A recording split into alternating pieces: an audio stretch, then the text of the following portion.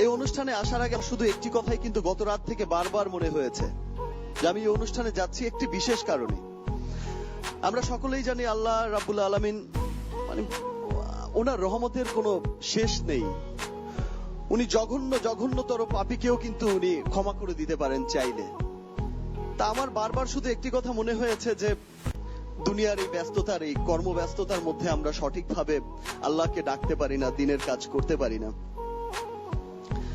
আমি এই মানে রোজ হাসরে যেদিন আমার বিচার করা হবে, যেদিন আমাকে দাঁড় করানো হবে, আমার সমস্ত কর্মকাণ্ডের মধ্যে যদি কোনো ভালো কর্মকাণ্ড খুঁজে না পাওয়া যায়, আল্লাহ হয়তো ফেরেশতাকে জিজ্ঞেস করলেন উনি 5 ওয়াক্ত নামাজ পড়েছেন না রেগুলার পড়েননি, উনি এই করেছেন না করেননি, এই করেছেন, ভালো কি কাজ করেছে, হয়তো আমার এই ফুটেজটি সেই দিন কাজে লাগবে।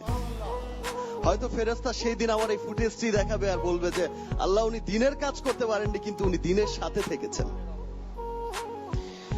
কোরআনের আলো এই অনুষ্ঠানে উনি থেকেছেন।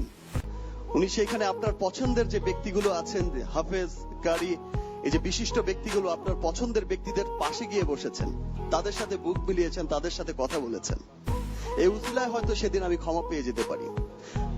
আমার এই অনুষ্ঠানে আসার পেছনে কিন্তু এটাই সবচেয়ে বড় কারণ।